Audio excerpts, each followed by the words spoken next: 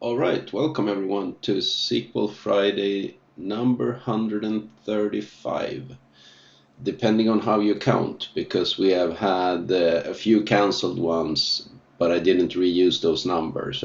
I think out of the 135 planned SQL Fridays, we have done 130, which is more than I expected when I started SQL Friday. I started it during the pandemic, like every other online event almost, and then at least I kind of like the format because it's easy. Even if Paresh today is waking up in the middle of the night to do it, it's still it's an easy way to connect, and it's just 1 hour. And for people who can't attend, since it's also live streamed on YouTube, it's available afterwards as well. So. Uh, Having said that, we have a speaker today as well, and it's Paresh Motiwala. I hope I pronounced that reasonably correct. And, Perfect, and sir. Paresh is going to talk about how he recovered from his 20 stupid DBA mistakes. And I'm going to do bingo today because I can probably tick off many of them myself. So Oh, yes. because becoming a DBA is not something you go to university and study for 4 years and then you are a DBA. DBA comes from experience, and experience means making mistakes, and hopefully not all of them are made in production. Um, so, so that's all I'm gonna do as an introduction. I think. Well, one more thing. I've seen Paresh present once, and he presented the toughest format of presentations, at least from my point of view, which is lightning talks. And he did it in front of a jury who were. So this was on Speaker Idol in Pass Summit, and you were a finalist, Paresh, right? Yes. I was number two.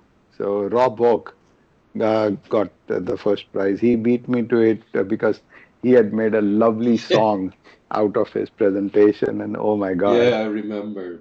Uh, he was really awesome. but I was impressed by that they were so all the presentations all through Speaker Idol, they were all so good. And for me, doing something in 5 minutes is it's the hardest format because I can barely present myself in 5 minutes. So well done. Today you have 60 minutes, and I'm not going to steal more of your time. So from now, the stage is yours. I'm going to Absolutely. switch to the scene where we can also see your shared screen. Welcome to SQL Friday, Paresh. I will monitor chat for Yes, thank you, you sir. because I know you only have one screen. So, just one question before you Yes, start. Do absolutely. you want me to interrupt you during the talk, or will you stop for questions? Any day, anytime, just stop I me will do that. when you get a chance, okay? There's there's no shame in asking questions, and my profound apologies to all the people who are around. I'm sorry, this is not a very professional background. Actually, I'm in the bed of my hotel room. I just woke up for this presentation, and after this presentation, I'm going back to sleep. So um, I do remember, and it's approximately 5 o'clock here. So I'm very okay. happy with How do I go back to the screen? Yeah, yeah. Give me one sec. Let me see if I can. Uh, how do I go back to the screen now? Damn. Oh, yeah, here you go. Okay. So, folks, what I'm going to talk about today is take it a little lightheartedly too, but these are some genuine things that we do as DBAs, developers, that really come back to bite us, you know where. So, my name is Paresh Motiwala. I'm happy to be here, and I'll give you a little bit of what I do.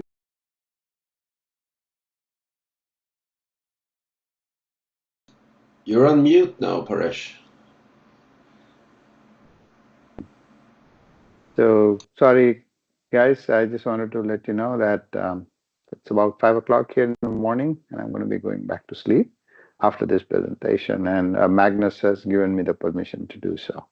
So, I'm from Houston. I flew in here in Merida, which is very close to Cancun. For those who don't know the local geography here, it's all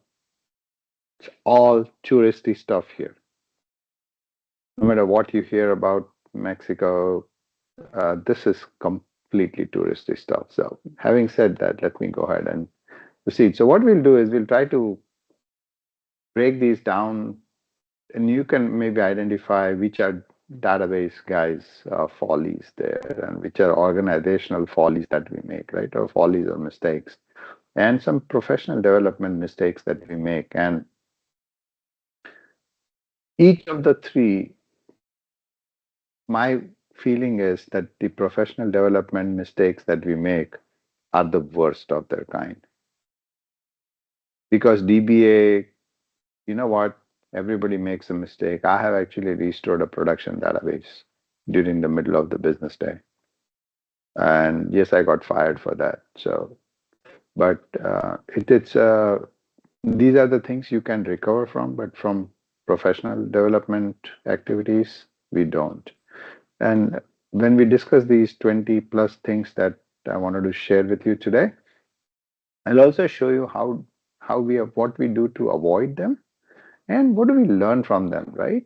So, and you can just go ahead and ask me a question anytime you guys want to. If the more interactive, the happier I am. Okay. And Magnus, please feel free to unmute yourself whenever there is a question because I have only one screen. I can't actually see what's going on with the participants there. Okay. Absolutely, will do. So cool. So what I do is I'm not just a DBA. I've been a DBA 20 years. I've managed teams of about 14 people too. And I also run the Houston area SQL Server user group. For those who are not aware, I showed you where Houston was. I run the Boston Business Intelligence user group also because I was in Boston for 25 years. Just 2 years back, we moved to Houston. And uh, if you have not, I would say shame on you guys, but there's a DBA virtual user group where people from all over the world are members. So I run that, and Deepti, one of our friends that he was talking about, she has also spoken at that event.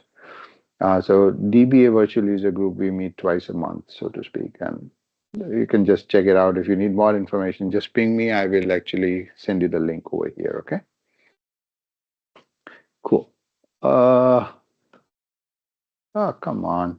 So that's me. I also run a small company called circlesofgrowth.com. I'm a public speaking coach for those who don't know.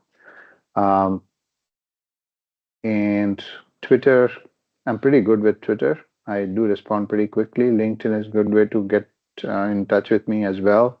If you are going to connect with me on LinkedIn, please mention where we met, or I will not connect. Okay, and that's not good for you because then LinkedIn will actually possibly bar you because you have too many of don't know him kind of connection, right? Okay, that's me and my beautiful wife. We are married 37 years now, and I'm alone here today. So, yay, party time. So, let's do the first stupid mistake that we make, okay? Uh, a lot of us do not like to automate stuff. Why?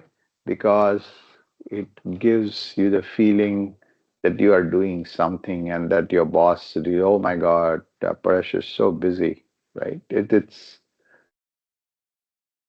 But what happens is then you pretty much do the same thing every single time. So you're not really growing as a person. So the first thing I used to do this was, for example, backing up databases, right? This is going back about 25 years. I used to personally right click on the database, click, click, click, click, click, and have a lot of pride in being able to back up the database in about 8 or 9 clicks. Okay, that is not how it should be. You should have just scripted it all out now. So that's number one. Why is this happening? Okay, cool. Now, not choosing the right tools, right? I'll also cover this little later, but let's see what tools, just show of hands, I'll tell you. My One of my ex-bosses, he spent 1 month proving me wrong when I said, our server is running low on memory. And the MDM, which is, it's the most memory intensive application, that server, which was our bread and butter, had less memory than my laptop. So when I brought up the memory semaphore types of weights, and he did not believe me because he did not have the right tools. Uh, I've done, I've seen this happen a lot. Actually, I have a 1 hour session exclusively on why DBAs are afraid to use tools. Yeah, they rather write their own long scripts to evaluate things and here and so on. I I think there's no point in reinventing the wheel, work-life balance, really. You feel, oh my God, yes. I mean, how to make a bread? I mean, who really does that except when you want to do this as a hobby? But you can't make bread every day to eat, right? I mean, that's one of the best examples I can give you. So try to use the right tools. For example, if you have performance issues. You could use SolarWinds, or you could use Idera, or you could use what is that other guy? Andy Yoon used to work Sentry, SQL Sentry, right? Three, four products. Use them. I mean, that's like gives you the whole thing in one single frame of view. Um, Now that one was a DBA mistake, right? This one is a organizational mistake. Now, all the jokes you hear about a DBA and a developer, believe me, they are all true. They are not jokes, actually. They're a sad story of how we work. We are complete islands. I actually, believe me or not, I have a 1 hour session on how, as DBAs, we become islands and nobody talks to us and we don't talk to anybody else. Uh, DBAs are considered grumpy. No, don't do that. Same thing with storage engineers or application managers whose applications you support and whose reviews give you your bonuses, right? The application manager, the infra team, right? The guy who gives you server and so on. Sometimes the storage, infra, and network are all the same, one same team, right? But the bottom line is have really good working relationship with them. Developers, I cannot tell you enough number of times because you tell a developer, hey, you know what, the stored procedure really sucks. And just think how he's going to think about it. Oh my God, these DBAs are always finding fault in my code. So if you have a good interpersonal relationship, they know that you mean well. And that is how your job becomes easier. Would you rather have a call at 2 o'clock in the morning saying that, hey, this particular report has been running for now 16 hours. I don't know what to do with it. And then you say, you know what? Let me talk to the developer and so on, right? That'll go a long way for you to be able to establish a good, solid DBA life. Now, if you are a developer, I encourage you to talk to your storage people also. Why? For example, now this is a T-SQL Friday, right? Or SQL Friday. So being able to have a good working relationship with DBA, like, sometimes at 4:59 p.m. on Friday, you'll see a developer coming to you and say, hey, Paresh, I need a database which is like 3 terabytes big, and I need you to restore it for me, like now, right? I'm like, okay, 3 terabyte in those days used to take about 5 to 6 hours, right? So I'm not going to babysit this. What I do is I kick off the restore for them, correct? And then I go home, log in after 4 or 5 hours, and it would have just finished. I go ahead, call him, hey, your restore is done. Now you can do whatever you want. Okay. Now be patient. What I do is I start a second restore and don't tell him about it. Okay, so what happens is there's a almost 100% chance that he's going to screw up that database the first time you give him that, right? So, oh my God, I forgot to highlight the where clause and I deleted the whole damn table. So, why does that work? Because you have a good working relationship and he can have confidence in you. Okay, so remember, we are not islands. We have to learn to work with each other. That is absolutely crucial. I used to be like that in the first couple of years in this country. Um, I would reply all to a single failed job, and my boss actually told me, Presh, you need to scale down. Who made the mistake here? I'm like, this fellow made the mistake, and he should know his stuff. Okay, go talk to him.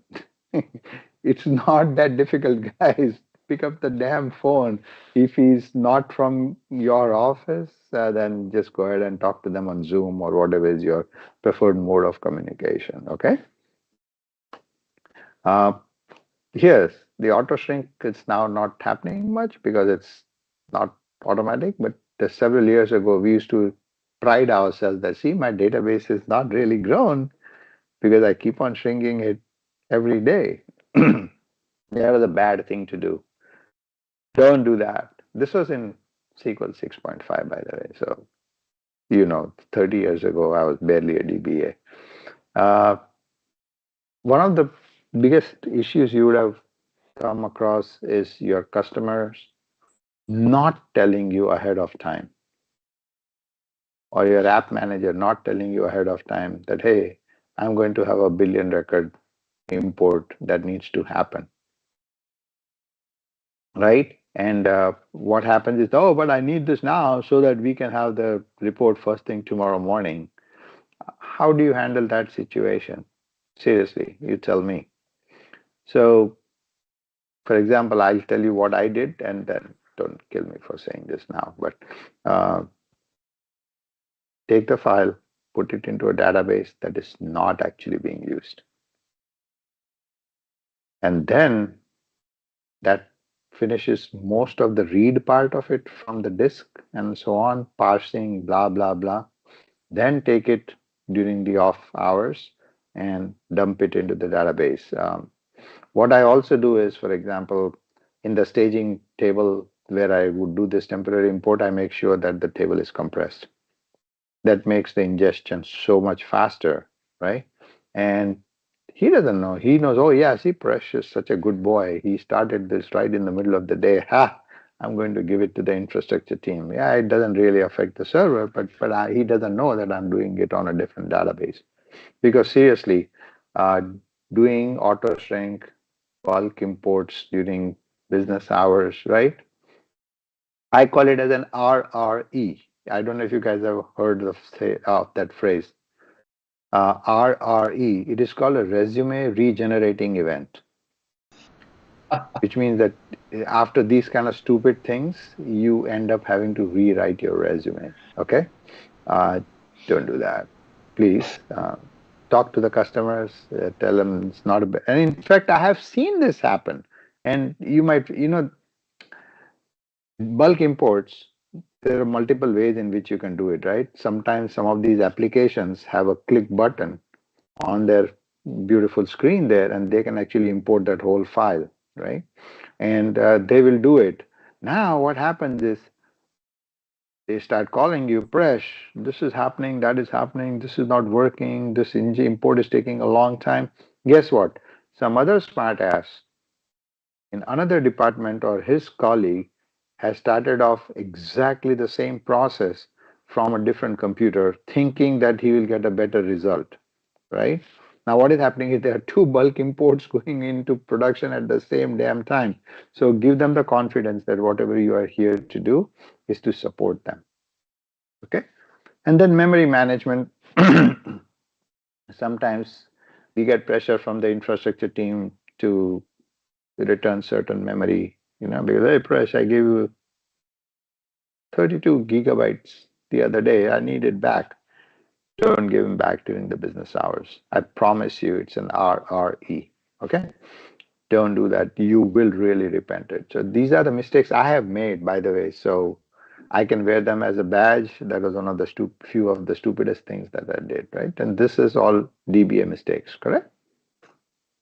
Okay. Then stupidest thing we do, right? I mean, like this guy's memes. I love this guy's memes. I don't always test my code, but when I do, it's usually in production, right?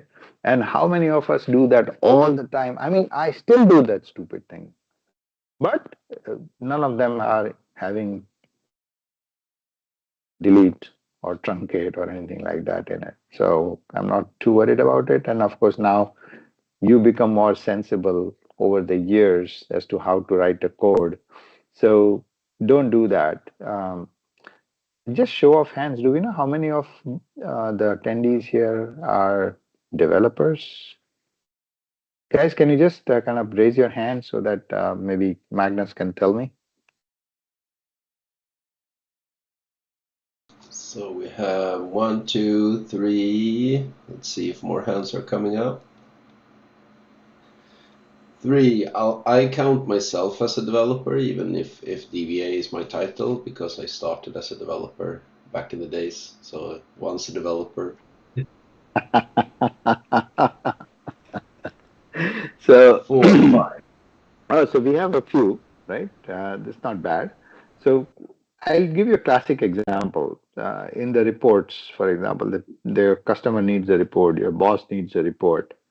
Uh, my colleague actually taught me this phrase, and I never forget this in my entire life again. It's called "Go get me a rock." Okay, so hey Magnus, can you get me a rock? So Magnus gets me a rock, right? And I say, this is not the rock what I was looking for. It has to be round. And so I give him a round rock, and 2 days later he said, this is too round, but okay, so I'll give you a little oblong. And so that back and forth keeps on happening while the customer is getting frustrated. He's losing that confidence in you. But remember, it's not really your fault. I'm saying he, but it could be she, mostly she, and they they don't know what they want really. So don't start developing first. Talk to them, get them to specify exactly what they are looking for, right? In the end, there'll be some fine tuning to be done, but back and forth is the fundamental way of killing your relationship and making people lose your uh, self worth or whatever, your confidence in you. They will not have confidence in you. So, okay. So, definitely think first, note down what they want. For example, they need a report, right? What I do is I actually make a small Apple, sorry, ugh, please guys, it's only 5:30 here. So I make an Excel spreadsheet with the rows and columns. And I tell them, is this something what you're looking at? Right? And they say, yeah, maybe that column needs to be here. Now imagine if you have to do the same exact thing after you wrote the report, right? You have to put the report over there again. So it's a lot of waste of time. So first thing, then develop. Okay. Do not do anything just to make your customer happy that you are making some progress. Okay. Preventive maintenance, right? So what I have done this is a DBA thing. I used to have immense pride in doing these calculations every day of my working life. Oh, this following database is 1 GB. Those days, 1 GB was a huge database. This database is 500 megabytes. Oh my God, we need more storage, right? But over the past few years, I think this is now a Microsoft thing available also in the SQL Server. What you can do is automate a process in which you go to all the servers, pick up their sizes as of a specific time, dump it into a table. Okay. Have a list of servers. I think that's the only thing you have to possibly do manually. In that table for the servers, for example, you can tell this can be done during weekdays, this can be done during weeknights, this can be done during evenings of the weekdays, and so on. So every time you have to apply for patch, for example, a preventive maintenance, you don't have to ask the users, is it okay to patch your server? They know that it is okay. You just let them know. You don't have to ask them, I will be patching the server today at 5 o'clock, right? And they'll be happy. But more importantly, this management warehouse collects the version information, the build information, everything, and dumps it all into one single database. And then it is so much easier for you to, your boss says, hey, Paresh, I need my licensing done. Can you give me the list of SQL servers we have with the versions and so on? Oh, yeah, sure. Here you go. Right. So it doesn't take too much time. Several years ago, I used to enjoy doing these stupid things. Writing one small row at a time in a spreadsheet just to make my boss happy. And then, of course, Microsoft has that true up tool, which does the same stuff for you without you even having to raise your finger. So remember, try to build a management warehouse. I am actually writing this topic to be presented at PASS this year. This is one of the topics I want to present, how to write your own management warehouse, which will make your life easy, basically. That's the idea here. Okay, guys? So cool. Next one. Recovery and backups, right? Just a show of hands. How many of you are is more than 1 TB?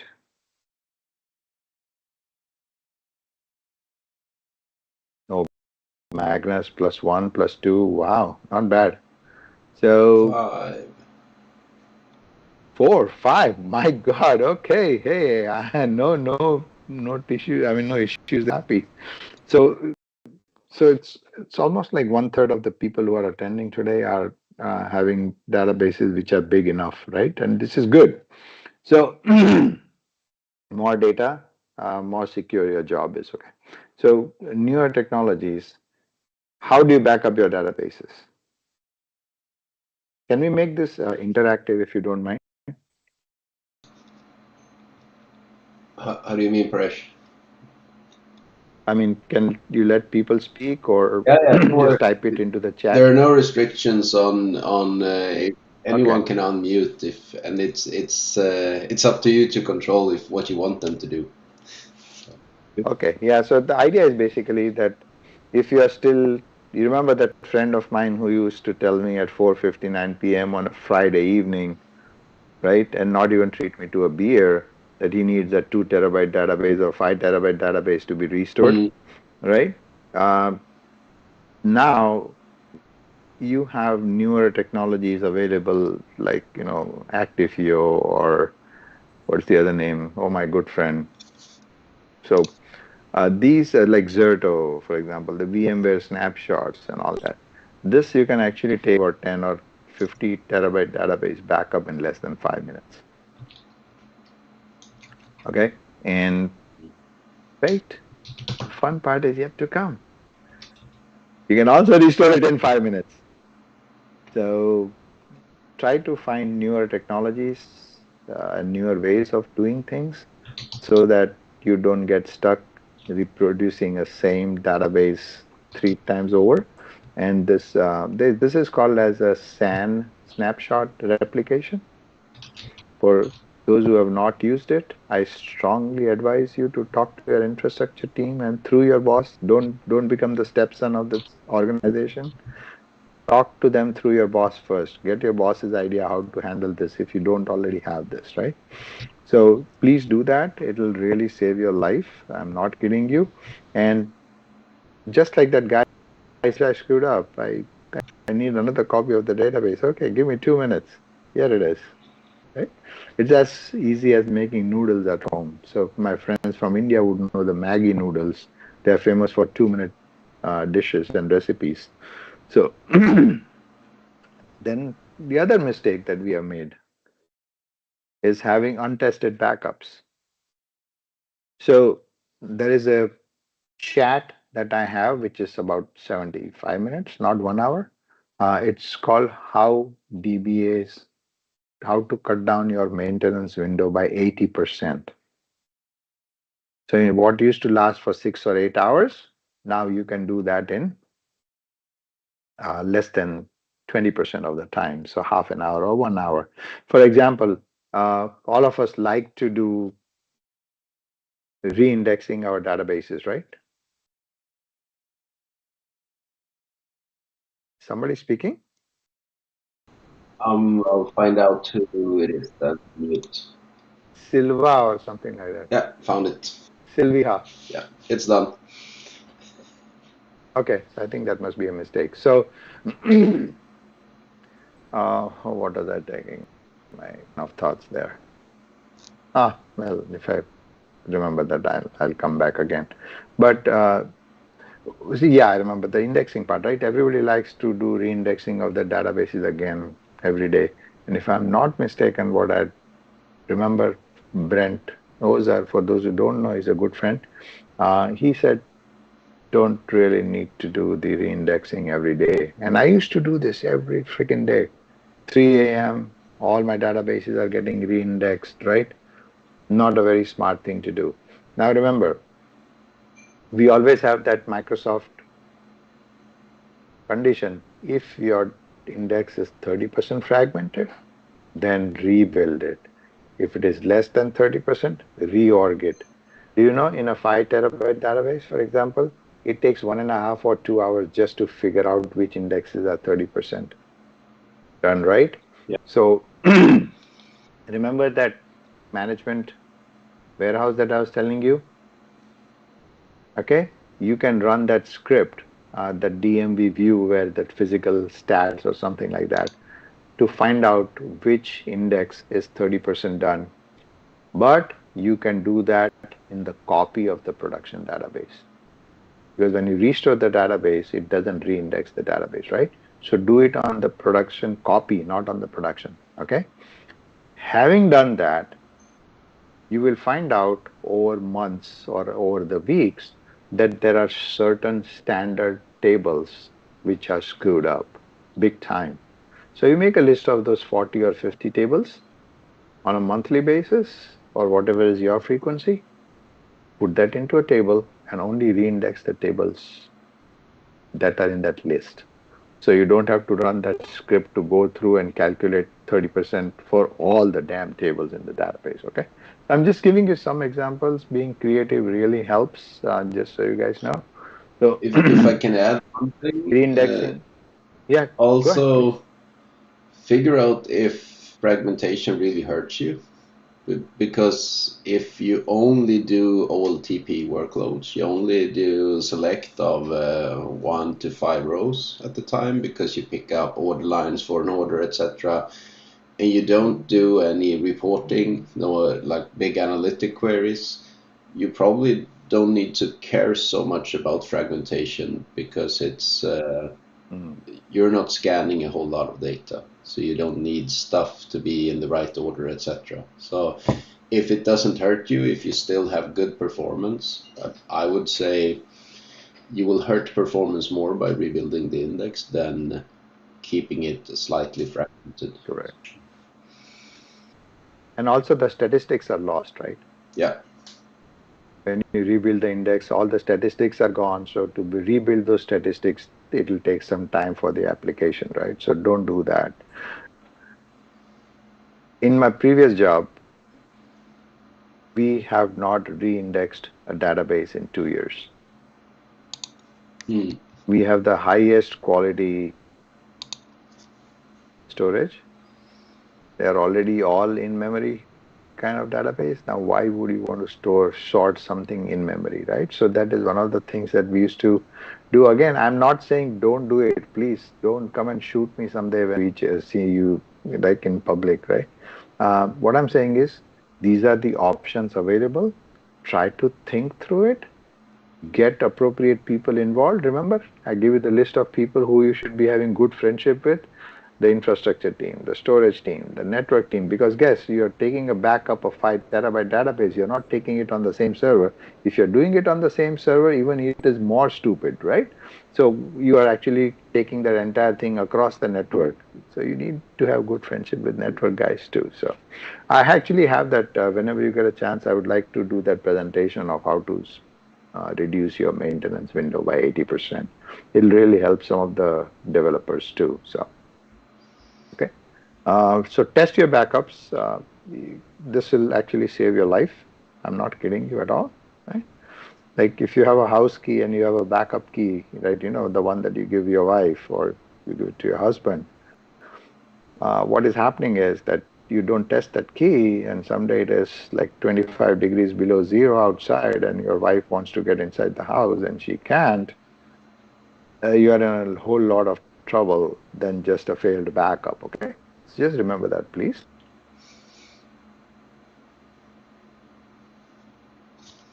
You're on mute again, Paresh. Sorry, how does this keep happening? So remember, speed versus capacity. Okay, so we just spoke about it. Like the company, mainly the storage people, will give you RAID 5 and you feel, oh wow, this is so resilient, it is error. If there's any problem, database will not get corrupted and blah, blah, blah, right? But when they're giving you a RAID 5, trust me, it is slow. So ask for RAID 10. Guys, repeat after me. I will ask for RAID 10. You will suddenly become the least friendly DBA on the whole planet with your storage team, right? Because RAID 10 is nothing, it's basically a mirror of your stripes. Okay. And so not only are you striping your backup or read write operations, but you are also having a mirror of the same. So it's an amazing thing. There's some newer rates that are coming up all the time. Uh, so there are certain times you will have a unit testing environment, then you have QA, then you have UAT, and then you have pre-prod, and then you have prod. So just use any of these variables that I'm just giving you, right? And sorry, um, for example, in the unit testing environments, capacity is more important than speed because you're basically just testing the concept. QA, depending on if it is just the one step before production, whatever is that one step before production, make sure that that has the same exact storage speed as production. It will give you a correct estimation of your development activities or whatever you're doing. Your infrastructure team will say, oh, but I'm giving you 5 terabytes. No, I don't want your damn 5 terabytes. I just need 2 terabytes. And I want you to cut that 5 terabytes to 2 terabytes by way of speed, right? They will genuinely hate you for doing this. And yes, one of the things that I found makes good friends with my storage team is when you say that you'll return 5 terabytes within 30 days, call them on 29th day and tell them, here, I'm ready to relinquish these 5 terabytes. He will worship you, he or she will worship you for the rest of the life, right? And you want these kind of friends, right? Because you don't want to go through your boss all the time when you need storage. Right? Okay. Same, sorry, I'm talking too much. Oh, wait, it's a 1 hour talk. Okay. So,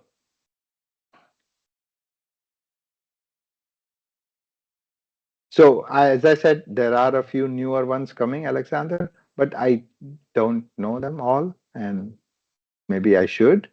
I will research that if you don't mind, and if you can just follow up with me either on Twitter or on LinkedIn, I would love to give you that exact answer. Okay. Thank you. Okay. And please pardon my saying I don't know because I don't know, and I'm happy to say that I don't know instead of just giving you a guess, right? Then, lack of business knowledge or you not knowing your data. If you are trying to maintain a server or write a code without actually knowing what damn business your company is in or what that application really does, you are setting yourself up for failure. I have done this for the longest possible time. I was reasonably stupid at the time. And I was like, oh, I'm a DBA. I don't need to do all this crap, right? No, you do need to know what this business is. And I found over the years that the people who are actually successful as DBAs are the ones who know their data and the people who know what business your company does, how that data fits into the business, and how you fit into the business, right? Otherwise, for most practical parts, you will observe that DBAs are nothing but a expense center, right? You don't really get any revenue for the company. You're basically nothing but a 6 figure or a 7 figure or whatever that is kind of black hole for the company, right? Okay. It didn't mute myself. Then we hack away a lot, right? And what we do is when we are troubleshooting something, right? We change one, two, three, four, five, six things, and suddenly something worked, and then you stop trying to document what the hell you did in the past 5 or 6 steps. What I do, for example, is I do document it. I used to not. That was one of the stupidest things that I did. But hey, now it works. Who gives a damn, right? But there's a chance that same thing will happen after 6 months or a year. If you have documented it, you tend to remember it better. Also, when you are hacking away, try not to go away from a working state for more than 1 or 2 steps. For example, you're trying something new. You are here. Go here, check out something. If it didn't work, undo it, bring it back to working state. Try another one. Try it, maybe try one more, or come back. So do not go away from a working state too far so that you don't know what the hell you did to make this work. Okay? How many of us are actually guilty of doing this? I was.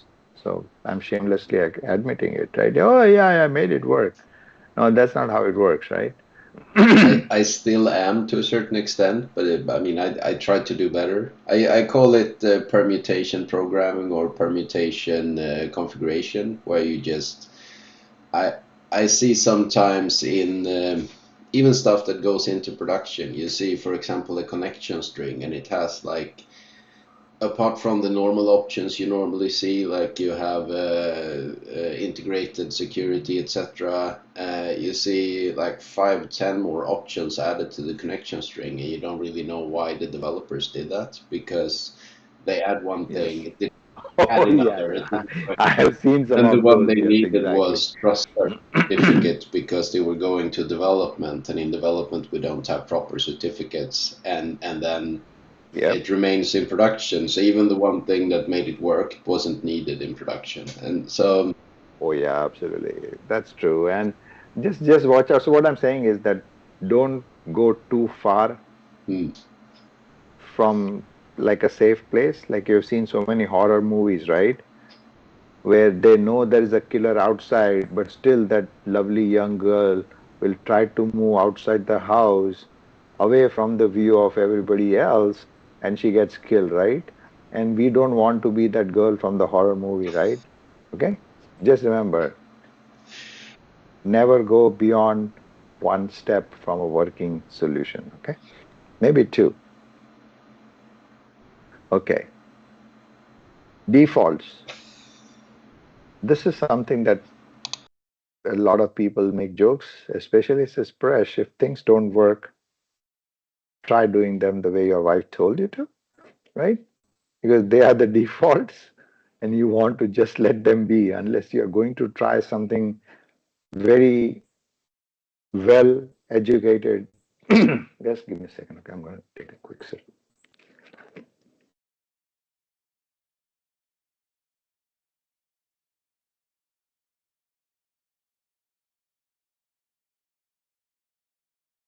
So if just to prove your worth, don't change things unless they are necessary. Okay. For example, temp TB, the default size is 5 megabytes or 15 megabytes or something like that. Yeah, that's a default you want to change. Correct. But if the CPU cost threshold of parallelism is 5 or 1 or 0, don't change it. Of course, Brent Ozer will tell you keep it 1, right? You don't want to go into parallelism unnecessarily. Then security. Uh, I can never tell you this enough number of times. I have done this, put the SA password on the monitor, like a small yellow sticky, just stick it there. And then I used to manage about 50 servers. and all the 50 of them were around my monitors. At that time, having a 19-inch monitor was huge for us, right? So some of them would actually be on the walls and so on. Don't do that. Now we have the password safe and other passport and stuff like that is available. Please use that. Okay, and multi-factor authentication every time you log on from home for your VPN or whatever it is, make sure you have MFA turned on, even for your email, right? If you're trying something from a very new machine, make sure that you have multi-factor authentication set up for yourself, right? What we don't normally do is, for example, have a group managed service account for your SQL service. If you're not doing that, please work with your infrastructure team and your security team to have this set up. There is a 15-minute lightning talk just on GMSA. It is so superb. I'm telling you, this is one of the best security features that Microsoft has ever created. Mm. And the way this works is, for those who don't know, just a quick primer is that you just create the account, Windows handles the password, so you don't know the password. Mm. But the SQL server knows that this is a GMSA, so it will not ask you to put in a password. And then that same password is changed every 30 days without affecting your application by the Windows itself. And this account cannot log on interactively and so on and so forth. So just look up the word GMSA, it'll go a long way. Don't give SA privileges to everyone. Be bold enough to say no. It will save your life. Remember, delete star from and then forgetting the where. That can happen. Do not give anybody read write options unless it is absolutely well documented. So security, again, RRE, remember. I think also Not following process. what you said Yeah, about go ahead. having, a production copy that is refreshed reasonably often. That way, you normally don't even need to give read access directly to report Yes, developers, correct. etc. Because Hmm. also a read Hmm. operation can stop your application from working, Exactly. And etc. the question you ask is why? Oh, I need as a privilege. Really? Why? Why? If you ask the same questions 5 times, right? Okay. Every time he comes up with a smaller and smaller and smaller answer. See, you don't really need an essay privilege. Hmm. You need a read only. And wait, you don't need to be on production to mess it up. I'll give you another copy. You can do whatever you want over there. So you're not only safeguarding the database integrity, but you are also safeguarding the performance. Hmm. What are the chances that the first time a code is written by a developer is performance friendly? Almost zero. I'm like select star from all the tables all the time. Not fun. Another stupid things we do is not follow process. Okay, because we are DBAs and they say DBA means don't bother asking, right? No, that's not how it should be. No, seriously, man, I'm telling you, not following process. I don't know. This is a favorite line of mine from this movie. If you guys can find this phrase, uh, I'm going to share this link with you. How do I do that? Okay, done. Let me go back here. If you have not seen this movie, 0 Dark 30, tell me if you can hear its voice. No, we don't hear sound from it, unfortunately. So, so this woman, okay, this is about the capture of Osama bin Laden, okay, and the first use of big data in a Hollywood film, just so you know. Uh, so she is telling this friend of Osama bin Laden, whom she has been following for a while, he is coming up to give himself up to the American authorities. And she tells the guy who is the head of the security of this Bagram camp, saying, Do not frisk him. Do not check him for explosives. Otherwise, that will spook him out. And that is why this guy tells her, ma'am, the procedures work only if they are followed every time. Okay? This is the most favorite line of the Hollywood movies I have ever come, and it is so relevant to what you do, right? Let me just see if I can actually go ahead and put that in the chat here.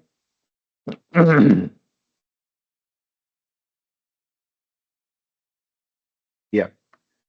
Please do watch the movie. If you have not watched the movie, you'll really like it. I have watched it about 15 or 20 times. Okay. I just cannot get enough of it. Okay. So I have a 1 hour presentation on big data and what the heck it is. And I use this as a big example. Okay. Let me not do that too much here and go back to my PowerPoint. So remember, procedures, follow it. You will not be a lesser person. You will be a bigger person just following process. Ignoring professional development. What sort of a mistake is this? Sorry, give me 1 sec.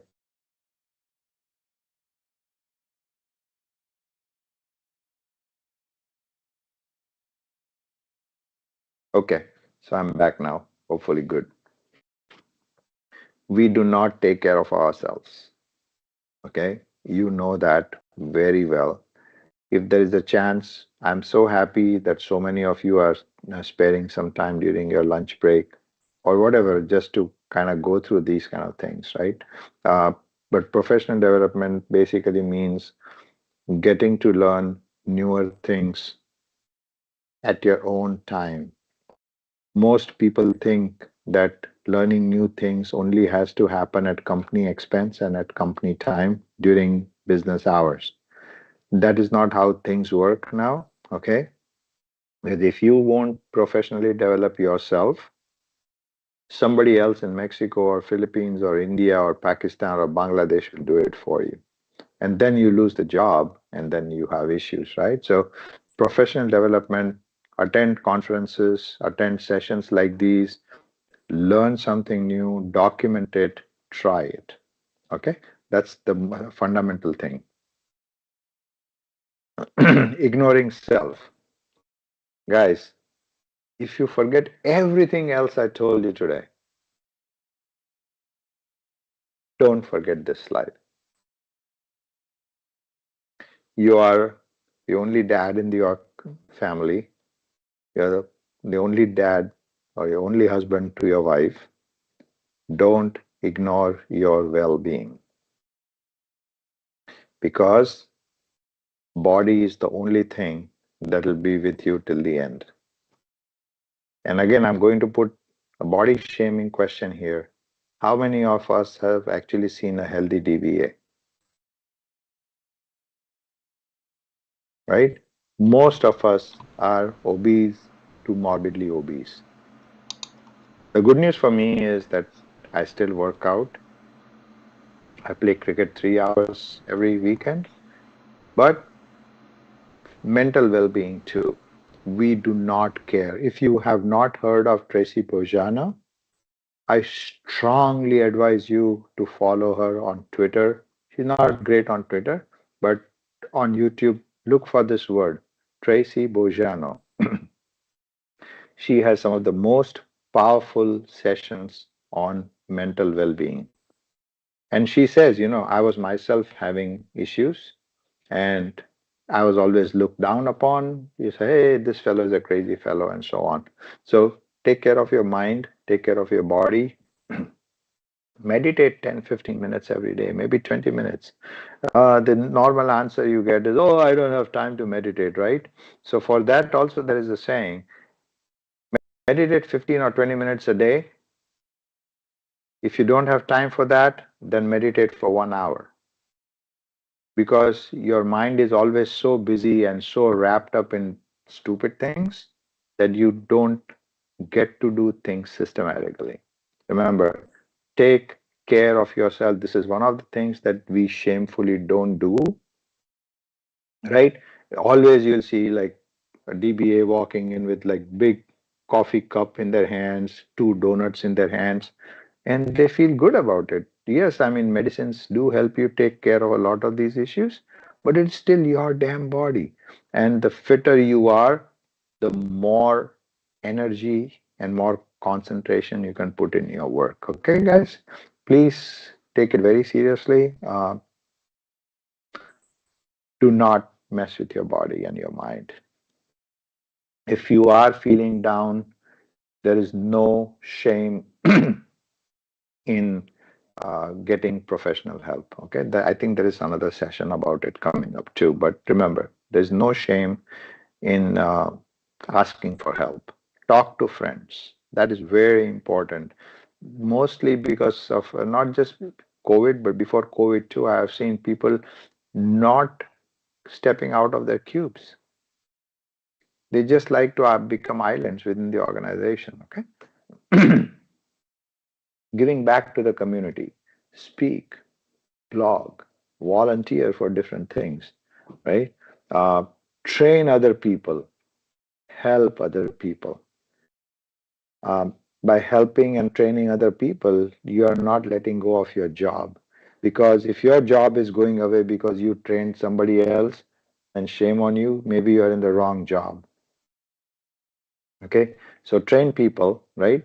So and speak. Like I love speaking at this is I think 300 plus times that I'm actually speaking at a user session, pass, SQL Saturdays, and so on, right?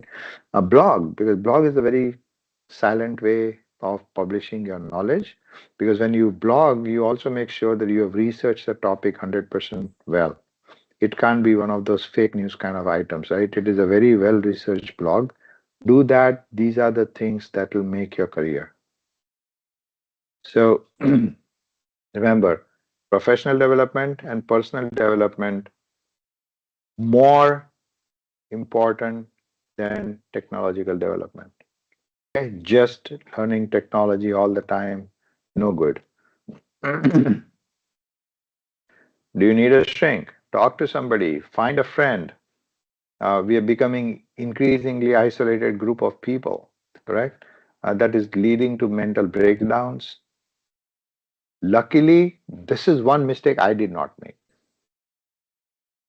Whenever I friend lonely, I've got so many friends I can talk to. Remember, if I can come from Houston to Mexico just to attend a friend's wedding, then you can imagine I do have friends, right? I can talk to. Cool.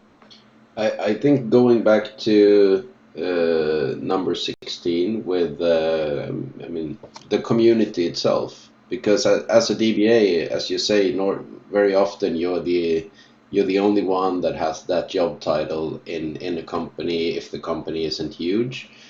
But if you engage with the community, I mean, if you're not comfortable being a speaker, just go to Data Saturdays, help make coffee in the morning, be a volunteer, and you will meet people Oh, yes. who will become your friends. Because I think Kevin Klein said that when they started Pass which then became Pass, etc., and is Correct. much influencing how the data community is today.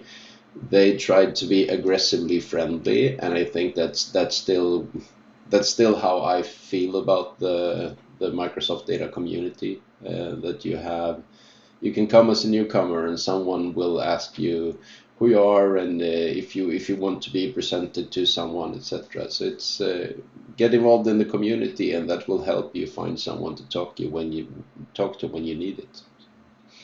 Yes, and believe me, hashtag on Twitter. If you're not on Twitter, for example, that's one of the tools I would strongly advise. If you are not on Twitter, go on Twitter and use the hashtag SQL help. I'm telling you, some of the biggest people in the community will come and respond. The key is how to ask a question in less than 240 characters, right? And don't ask general questions, but we can talk about it some other time. How are we doing on time, Magnus? I think we are on time. For me, that is okay. So Okay. if you have time So, to finish, no, I I'll have be no there. problems. What I will do is let me go through the rest of the slides, Yeah. and so that people who want to go back to work can go ahead and do that, right? And then I'll hang around for a few more minutes just in case people want to make it interactive. Remember, guys, talk to somebody, right? This is a good time, okay? Staying stuck with status quo, correct? And this is exactly what happens. Oh, come at 9 o'clock, leave at 5 o'clock. I'm doing the same damn thing every day after day. Not a good idea. Okay, guys? So don't stay stuck with status quo. It was great in the first couple of months, maybe 6 months when I started my job as a DBA in 1998. 98, yeah. But that was not pretty. I would not advise you to do that, okay? Here, how many of us look at DTA to tune our queries, right? Uh, don't do that. Please, I would say there are so many sessions, even on Plural site. I attended some by Erin. I loved it so much, I attended it 2 or 3 times, the same exact training. Okay. Brent Ozar, correct? I went to Boston to speak because Boston is still my first love, right? And I attended his full 1 day session on performance tuning. And then you have Danny Cherry, and then you have Grant Ritchie, and oh my God, and then Monica Rathbun, she's absolutely phenomenal about this too. So learn performance tuning. It will help you write better queries, right? And you will become good friends with your DBA and your infrastructure people, believe me, because the disk is not kind of getting killed because of that. Uh, this is something that I just put in day before yesterday. I have started using ChatGPT like nobody's business. Okay. So there is a session by what is his name? Warwick Rudd. He's an Australian guy. He speaks about GitHub and Copilot. So he's talking for Houston area SQL Server user group on 18th of April. Okay, 18th in Australia, 17th in USA in the evening. Please find us on a Houston area SQL Server user group on Meetup and register for that. He said that you can actually describe your problem in plain English and it will give you the complete script. It can give it to you in Python, it can give it to you in SQL, and sometimes PowerShell also. So just remember not using the right tools, but not looking how not to do your job. So my boss used to tell you, don't want to do something, give it to Paresh. He'll figure out a way to not do it. Okay, and no, seriously, or maybe give it to somebody else. So you automate it and give it to somebody else to run it, like rinse and repeat. Then you don't need to do that. That's not the value add you bring, right? Because one day, say for example, every year your company is giving you 2% raise. One day you will become 50% more expensive than a fresh college graduate, and they will lay you off and they will hire somebody with a fresher perspective. So don't be in that stage, right? There was I forgot the name for the DBA user group. There was a gentleman who spoke about do not tune for a specific query. Okay, do not tune for a specific query. Oh, this query, I know, I went to DTA, it gave me this advice to follow this and create the index. There are so many sessions of performance tuning that are available. Please go ahead and use them before you do anything as stupid as building a new index. Okay? Cool. Succession planning, very important, my friends. I cannot tell you enough. These two go hand in hand. If you have not planned your succession, which means you should be easily able to move from one position to another position. You should not be stuck in the same position because there's nobody else to do your job, which means that you'll always be a DBA, right? I mean, there's no shame in being a DBA, but if you have bigger aspirations and you have not planned for it, you will never be able to do that, right? So document everything that you have. Uh, every script that you write, make sure you have a comment section that has everything that the script is supposed to be doing. It will really add a lot of value to what you're doing. I used to think, why should I do this? Because somebody else learns my job and my job will be gone. Okay.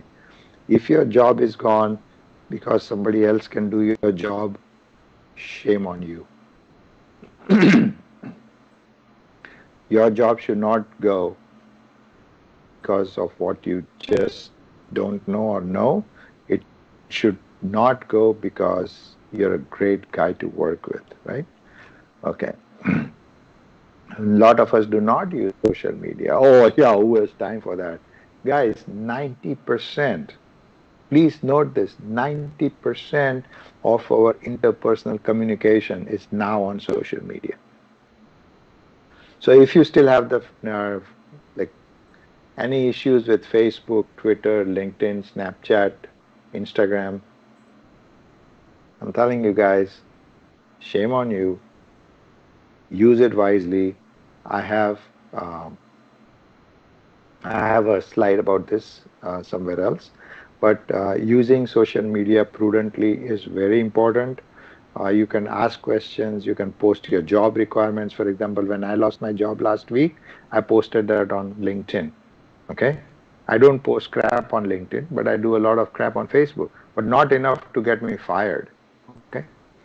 So remember that. So when you're posting something on social media, somehow your name is associated with your organization too. Right? Okay. On Twitter, in that profile, you will see my use a different profile for that. So just be careful. Use social media and use it wisely. Most important. Okay. So final thing. Where did I get this one? See, sentiment. This is from Kelvin Klein actually. Hmm. Kevin Klein. The second link is from Kevin Klein. He had 10 stupid mistakes. And I told him, Kevin, I stole your slide. And then I made it into 20. Now it is 23, 24, something like that. So if you that you would like to contribute to this cause, let me know. I will go ahead and change the name. I'll call it 25 stupid mistakes we made. Right? Okay. These two links are there. Everything that I put as a concept is not my own, but a lot of them is coming straight from the heart and the mistakes that I have made. Okay. But the idea came to me from this particular session here. Again, these are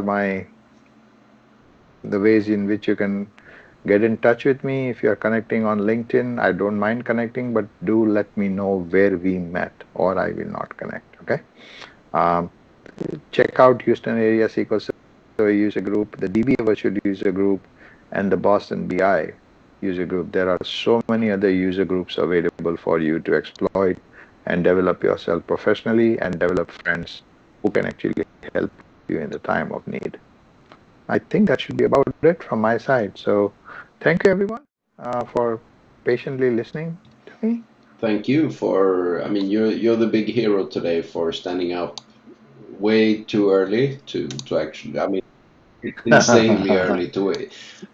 I used to work in Stockholm before pandemic, and I used to travel every day to Stockholm, and the alarm clock would be set for 4:30 in the morning, and I don't know how I did it because now it's torture to wake up that early, and you did it for us. So thank you so much for that. Maybe you're an early bird normally as well. Absolutely.